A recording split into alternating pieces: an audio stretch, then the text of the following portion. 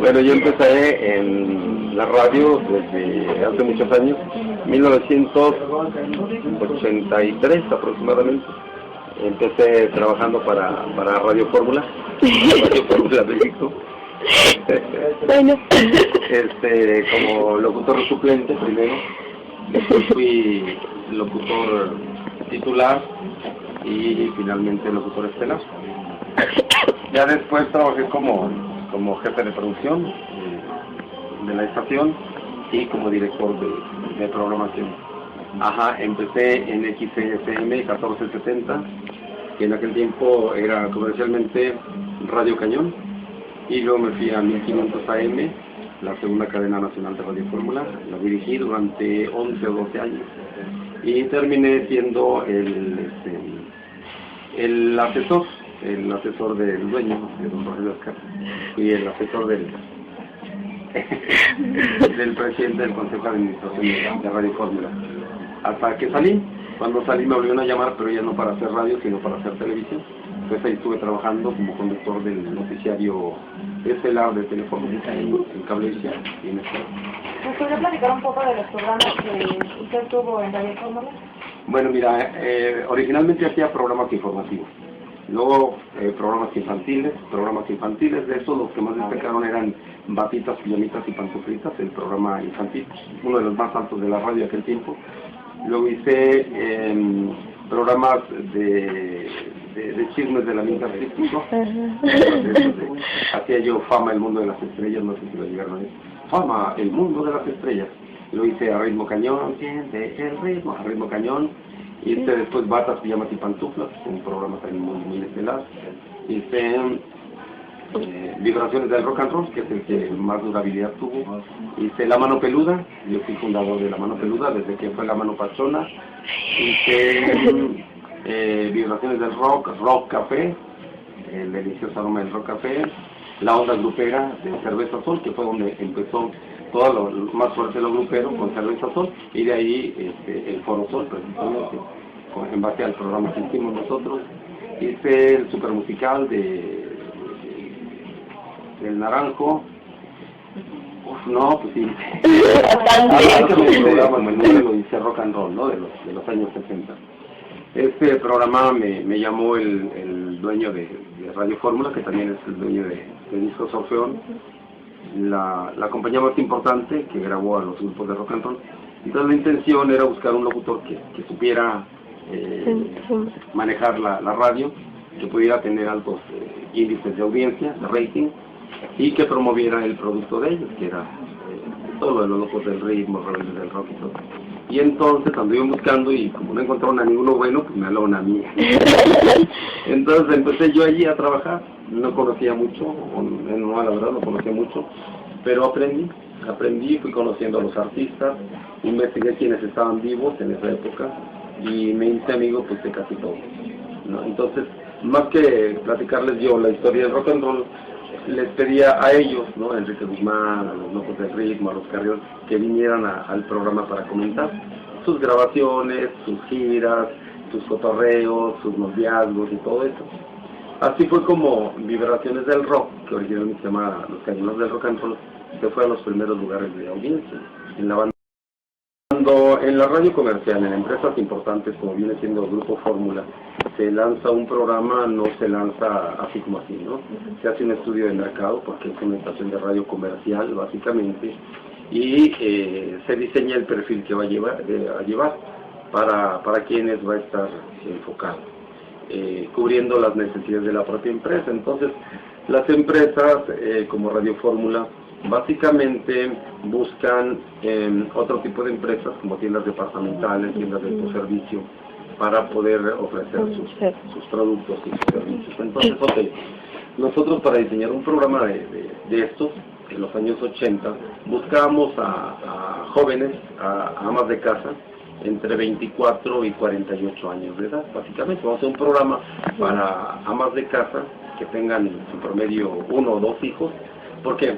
Porque son las personas que van a comprar a Walmart, a Carrefour, a Comercial Mexicana, Entonces el programa fue diseñado así, a lo mejor suena un poquito rudo, pero es la verdad de la radio comercial. La radio comercial se mantiene de los publicistas, ¿no? Entonces nosotros nos fuimos con ese sentido, hacer un programa de rock and roll de los años 60 en los años 80. Y no calculamos que hasta el 2013 todavía iba a seguir con tanta fuerza, ¿no? Ya no nada más captamos a esas chavas de 24 en adelante, sino que ahora ya estudiando chavas, ¿no?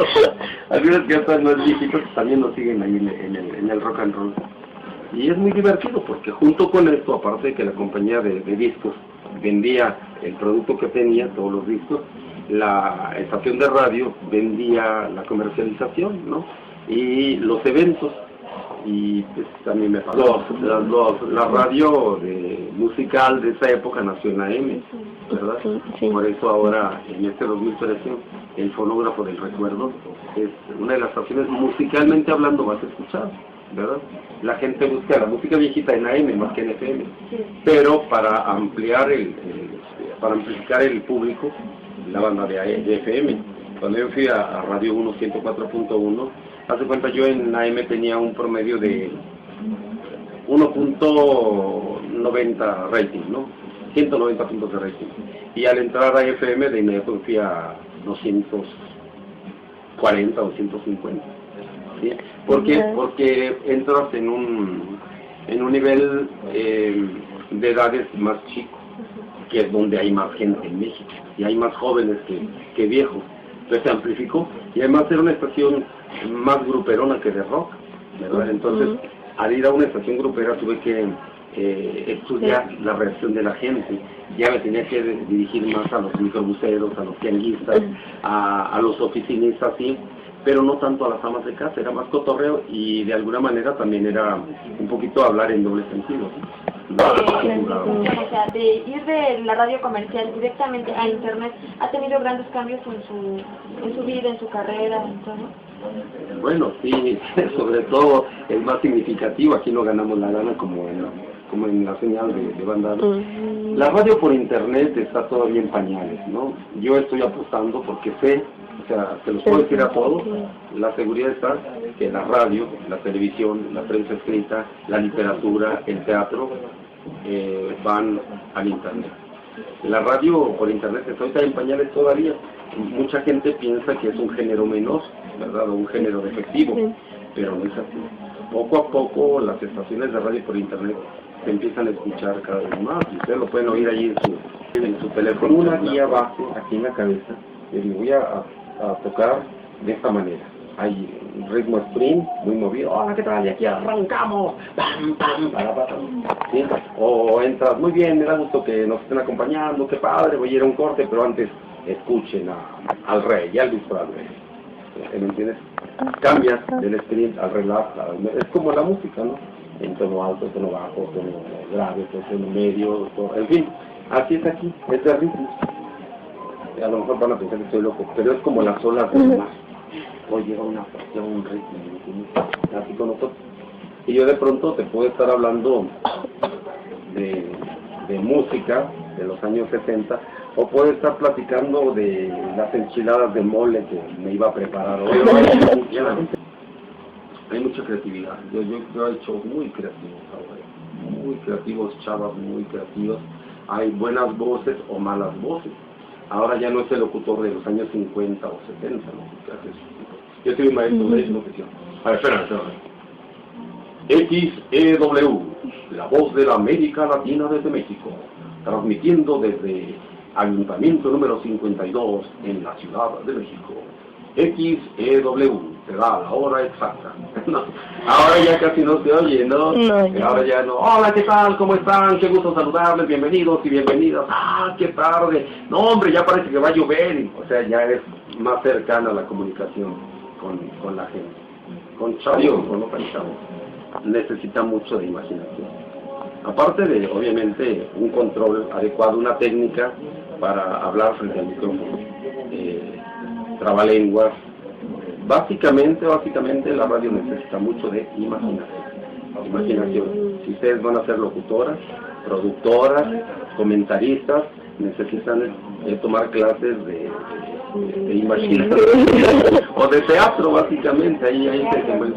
Yo estudié teatro, hace rato me preguntabas qué estudié, y te evadí un poquito la pregunta, porque pues, la verdad no estudié mucho. mis pinitos los hice vendiendo tamales. Pase y llévese sus ricos y deliciosos tamales oaxaqueños. No, yo estudié teatro, arte dramático y teatro, eso fue lo que estudié. Y también estudié pintura y escultura en la Esmeralda, en la Escuela Nacional de Pintura y Escultura. Y ya después de eso, bueno, pues tuve que prepararme para sacar mi certificado de aptitud como locutor, lo que le llaman la licencia. Y aquí estoy. Ya me chuté una carrera de 20 y tantos años en los medios de comunicación. Y aquí estoy tan campante como ustedes, como si estuviera empezando.